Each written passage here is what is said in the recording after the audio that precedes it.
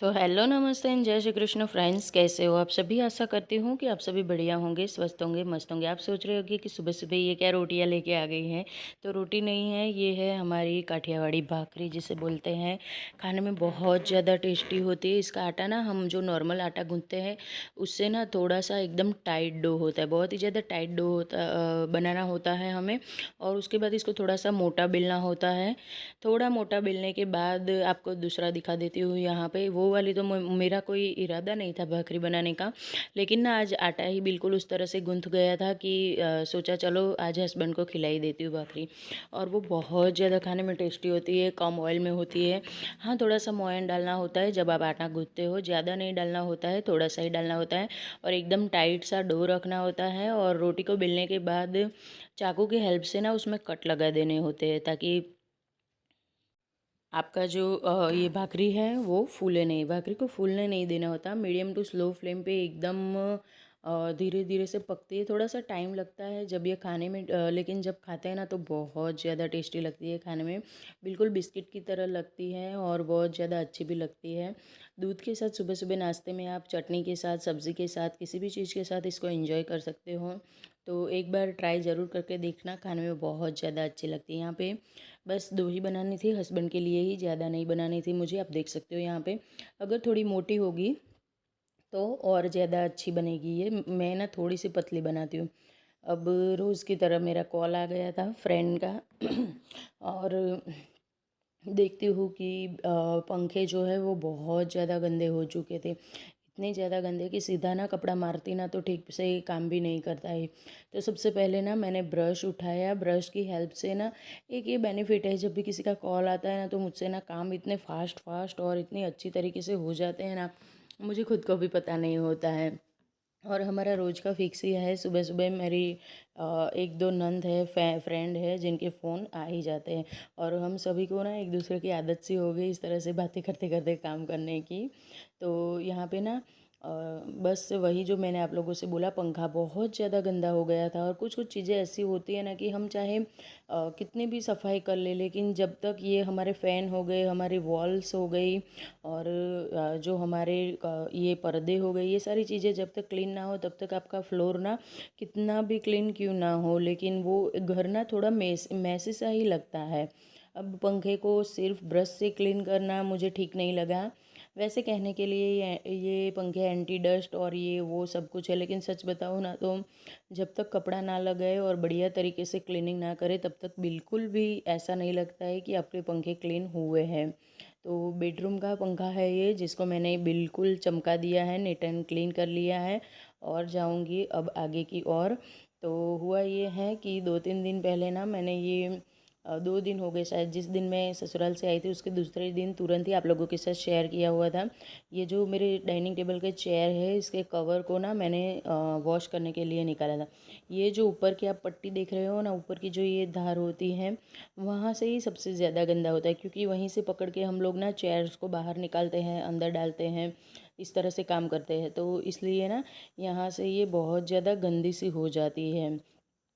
तो time to time इसकी भी क्लीनिंग करनी बहुत ज़्यादा ज़रूरी है। होम मेकिंग ना कोई बच्चों का खेल नहीं है, देखिए। और ना ही आप 2 दिन में इसमें माहिर हो सकते हो। इसके लिए आपको बहुत सारा एक्सपीरियंस चाहिए होगा और बहुत सारा अपना एफ़र्ट डालना होना चाहिए। एफ़र्ट भी ऐसा होना चाहिए कि आप ना अपने दिल से करो, किसी और के टोकने से, मम्मी दादी या फिर सास किसी के टोकने से ना आप घर के कामों को नहीं कर सकते हो। आपको अपना खुद का प्राइवेट एक्सपीरियंस लेना पड़ेगा और खुद का ना आपको एक अपना एफ़र्ट डालना पड़ेगा, तब जाके ना आप होम मेकिंग सीख सकते हो। बोलने के लिए बहुत आसान चीज़ है, क्या है यार घर में रहना है, घर के काम करना, लेकिन ये भी इतना आसान मतलब इतना आसान नहीं है जितना आसान हम बोल लेते हैं।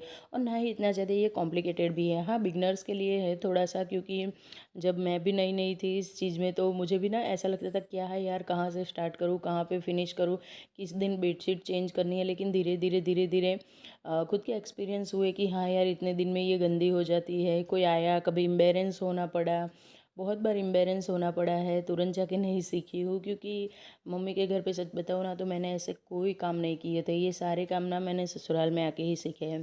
तो अगर आप लोग कोई मेरा व्लॉग देख रहे हैं और उनकी भी बेटियां हैं तो मैं यही कहूँगी कि बेटियों को भी थोड़ा बहुत सिखाना बहुत ज़्यादा ज़रूरी होता है। नहीं तो होता ये है कि किसी सडनली तीसरे दूसरे घर जाके ना उन लोगों को बहुत ज़्यादा तकलीफ़ होती है। ऐसा नहीं था मम्मी ने मुझे सिखाया नहीं था, लेकिन मेरे ना कोई इंटरेस्ट ही नहीं था इस चीज़ में बिल्कुल भी इंटरेस्ट नहीं था। मेरी मम्मी हमेशा टोकती थी, पराए घर जाना है, वहाँ जाके एम्बैरेंस होगी, ये होगा वो। तो जब ये सब होने लगा था ना तब मैं बहुत ज़्यादा मतलब कि ऐसा फील करती थी ना कि मम्मी ने बोला था काश यार किसी दिन सुन लिया होता, तो कभी कम से कम इस तरह से ना एम्बैरेंस तो नहीं होना पड़ता। लेकिन कोई नहीं, ये सब करते करते ना आज तो मैं इतनी माहिर हो चुकी हूँ कि गेस्ट के आने से अगर 2 घंटे पहले भी किसी का कॉल आएगा तो मेरा घर हमेशा साफ़ सुथरा होगा। यहाँ पे मेरा आज कर्टन्स भी क्लीन, ये ना मेरी पूरी वीकली अरे सॉरी मंथली क्लीनिंग है, कि मंथली क्लीनिंग में ये सब आ जाता है। मंथ में 2 बार ही ना जो ये मेरे फैंस है ये क्लीन हो जाते हैं, पर्दे चेंज हो जाते हैं। मंथ में एक ही बार होता है, कभी कभार 2 मंथ भी हो जाते हैं। तो बस कुछ इस तरह से ही होता है। कभी इस मंथ इस रूम के पर्दे चेंज कर दिए, अगले मंथ दूसरे रूम के पर्दे चेंज कर दिए एक साथ। कभी भी ना मैं ना चीज़ों को बर्डन नहीं बनाती हूँ, अपने ऊपर हावी नहीं होने देती हूँ। ना ही मैं कभी इस तरह से काम करती हूँ कि मुझे गुस्सा आ जाए और फिर मैं गुस्से में ऐसा तैसा काम करके छोड़ दूँ। अब आज हुआ ये है कि बेडरूम की, मेरे वाले बेडरूम की, मेरे घर में 4 बेडरूम हैं, चारों बेडरूम की बिल्कुल इसी तरह से सफाई होती है। हाँ, हमेशा नहीं शेयर करती हूँ, मुझे लगता है कि मैं एक ही रूम की आप लोगों के साथ शेयर करूँगी, आप समझ जाते होंगे। और हाँ, यहाँ तक पहुँचे हो तो प्लीज़ चैनल को सब्सक्राइब करके जाना, वीडियोज़ को लाइक एंड शेयर करना और अपने प्यारे प्यारे से कमेंट देना बिल्कुल ना भूलना। तो बस इसीलिए दिखाती हूँ मैं आप लोगों को ये वाला रूम ही ज़्यादा, और ये नीचे है तो यही रूम सबसे ज़्यादा यूज़ होता है। बच्चे अपने बेडरूम यूज़ नहीं करते, लेकिन वहाँ पे भी मंथली क्लीनिंग हो ही जाती है। काफ़ी बार मैं झाड़ू पोछा करने जाती हूँ तो आप लोगों के साथ शेयर भी करती हूँ। तो बस यहाँ पे ना ये देख सकते हो आप, पीओपी में भी ना जाले से हो जाते हैं, और थोड़ा सा डिज़ाइन अट्रैक्टिव है मेरे बेडरूम का। लेकिन ना इसकी क्लीनिंग भी बहुत ज़्यादा थोड़ी डिफ़िकल्ट है, थोड़ी नहीं बहुत ज़्यादा डिफ़िकल्ट है, क्योंकि इसके कर्व इस तरह से बने हुए हैं अंदर की ओर, जो आप देख रहे हो जहाँ पे मैंने फ़ोटो फ्रेम्स रखे हुए हैं वहाँ पे भी क्लीनिंग बहुत ज़्यादा इंपॉर्टेंट हो जाती है। नहीं तो सभी जगह पे ना बहुत बड़े बड़े से जाले और धूल हो जाते हैं, जो देखने में बिल्कुल भी बेडरूम में तो अच्छा नहीं लगता, कोई आए या ना आए। बेडरूम में हम रहते हैं दिन भर, अपना दिन में सबसे ज़्यादा टाइम हमारा बेडरूम में ही स्पेंड होता है, तो जाहिर सी बात है कि आपका रूम नीट एंड क्लीन होना बहुत ज़्यादा ज़रूरी है। नहीं तो फिर खुद को ही मज़ा नहीं आएगा यार, दूसरों के बारे में तो क्या ही सोचना। तो यहाँ पे मैं ठीक कर रही हूँ अपना लिविंग रूम में भी बस सबसे पहले सोफ़ा ठीक होते हैं, सोफ़ा के ऊपर कवर बिछते हैं और सभी जगह पे साफ़ सफाइयाँ होती है। उसके बाद यहाँ पे कल शाम को मैं ना कुछ सब्जियाँ लेके आई थी जिनको मैंने अभी तक स्टोर नहीं किया था। स्टोर करने में क्या है, बस फ्रिज में ही रखनी है, लेकिन ला के ही सीधा मैंने नहीं रखा था, क्योंकि कभी कभार कुछ कुछ सब्जियाँ ऐसी होती है जिसको धो के रखना होता है, और कुछ ऐसी होती है जो कटिंग होने के बाद धुलती है। तो ये एक दो ही लेकर आई थी, बच्चे घर पे है नहीं इस टाइम पे, तो एक दो सब्जियां ही लेकर आई थी, और ज़्यादातर तो आलू प्याज और लहसुन था। और ये है मेरा आलू प्याज का बास्केट, जो आप लोगों को देखते ही थोड़ा सा ना गंदा सा लग रहा होगा, लेकिन इतना भी गंदा नहीं था।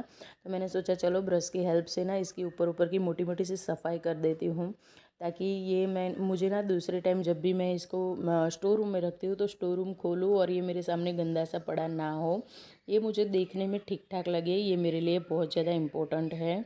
तो बस यहाँ पे जो फालतू की मतलब कि एक्स्ट्रा की जो मुझे लग रही है चीज़ें कि ठीक नहीं है, वो मैंने ब्रश की हेल्प से क्लीन कर दी। यहाँ पे मैंने प्याज डाल दिए, सीधे ही डाले हैं क्योंकि बास्केट में जगह इस तरह की है कि निकल जाता है। और ये जो लहसुन वाला पार्ट है इसके अंदर मैंने एक रनर जैसा सा बिछा के रखा हुआ है, और प्याज तो सबसे सॉरी आलू सबसे लास्ट में ही जाएंगे। आलू बहुत ज़्यादा कम लाती हूँ मैं, ज़्यादा नहीं लाती हूँ, इसलिए ना ये यूज़ में आ जाते हैं। अब इतना करने के बाद बहुत सारी ऊपर ऊपर की सफाई हो गई, डस्टिंग भी काफ़ी हद तक हो गई है मेरी। तो इसलिए अब लगाऊंगी सीधा ही मैं झाड़ू, घर के हर एक कोने से बिल्कुल इस तरह से झाड़ू निकालेंगे कि ऐसा लगे कि एक टाइम आपने पोछा भी नहीं भी लगाया है तो भी ऐसा लगे कि हाँ यहाँ पे पोछा हो चुका हुआ है और घर एकदम साफ़ सुथरा और बढ़िया सा है। बस यही कोशिश होती है सुबह सुबह। और ये बात तो मेरी मम्मी हमेशा बोलती थी कि झाड़ू ऐसा लगाओ ना कि आपको पोछा का जो काम है वो 50% नहीं 70% जितना कम हो जाए, कि किसी दिन ना भी लगाओ तो आपको ऐसा लगे कि हाँ मेरा घर में अच्छा, या फिर सडनली कोई आता है तो उनको ऐसा लगे कि नहीं घर साफ़ सुथरा है। अब मैंने बहुत सारे कपड़े जो है सुबह आप लोगों को शेयर किया था कि भिगो के रखे हुए थे सर्फ़ के पानी में। सॉरी याद नहीं किया होगा, याद नहीं रहा है मुझे मैंने किया कि नहीं किया, तो थोड़ा सा माइंड मत करना। तो ये सारे कपड़े हाथों से धो लिए हैं मैंने। कपड़े ऐसे होते हैं कुछ कुछ की ना, कुछ को हाथों से धोना पड़ता है और कुछ को मशीन में डालना होता है। और 2 ही लोग हैं हम, अभी बच्चे बच्चे हैं नहीं, कोई इतना ज़्यादा मेरे ऊपर काम का कोई बर्डन नहीं, ना ही मुझे कोई इतनी ज़्यादा वाली थकान हो जाती। तो फिर मैंने सोचा क्यों आधे कपड़े मशीन में डालो और आधे हाथों से दो। उससे तो बढ़िया यही रहेगा कि सारे मैं हाथों से ही धो दूँ। आधे तो धोने ही हैं तो आधे भी हो जाएंगे। तो जितने भी कपड़े थे उन सभी को मैंने हाथों से वॉश किए। लेकिन हाथों से वॉश करने के बाद होता ये है ना कि ये ना पानी बहुत ज़्यादा यूज़ होता है, क्योंकि मुझे जब तक मैं 2 से 3 पानी से इनको अच्छे से खंगाल के क्लीन नहीं करती ना तब तक मुझे सुकून नहीं मिलता है। तो 2-3 पानी से ही बस एक ही बारी में ये साफ़ कर दूँगी, उसके बाद फिर दूसरा पानी लूँगी और उसी से क्लीनिंग हो जाएंगी। साथ के साथ मैंने बाजू में एक बाल्टी भी रखी हुई है, उसके भी कपड़े मैं हाथ के हाथ धो दूँगी। और यहाँ पे ना मैं बाथरूम की डीप क्लीनिंग भी कर दूँगी। यहाँ पे भी मुझे पैरेलल वर्क की आदत है, सिर्फ किचन में ही नहीं हर जगह पे मैं ना पैरेलल वर्क करती हूँ। जब तक मेरा ये टब में पानी हो रहा है तब तक फालतू में क्या खड़े रहना। मैंने सोचा चलो उतनी देर में ना मैं टॉयलेट को क्लीन कर लेती हूँ।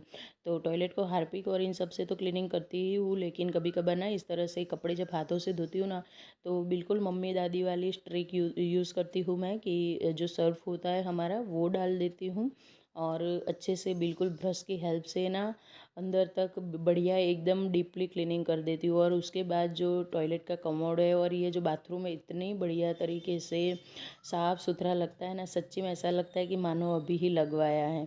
तो बस काम करने के कुछ तरीके होते हैं, टाइम वेस्ट करना, खड़े रहना, थोड़ी देर इधर उधर की बातें सोचते रहना, उससे तो बढ़िया यही है कि जब तक टब, अभी तक मेरा टब ना पानी से पूरा फिल भी नहीं हुआ है, उतने में तो मेरा ये जो टॉयलेट है वो बढ़िया तरीके से चमक भी गया है।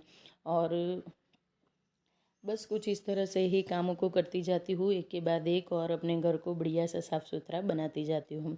देख सकते हो आप लोग, अभी जाके मेरा ये ना टब फिल हुआ है। तो साथ के साथ मैंने जो बाल्टी थी उसको भी क्लीन कर लिया है। और 2-3 कपड़े मुझे लगा कि मैं ना हाथों से सुखा के मतलब कि ड्राई करके रख दूँ, लेकिन फिर लगा कि नहीं, ये नल के ऊपर जो मैं टांग के रखती हूँ उससे ना बाकी के मैं जब तक काम करूँगी ना तब तक ये मेरा बढ़िया तरीके से जो कपड़े हैं वो उसमें से जो भी पानी निकलना होगा वो निकल जाएगा।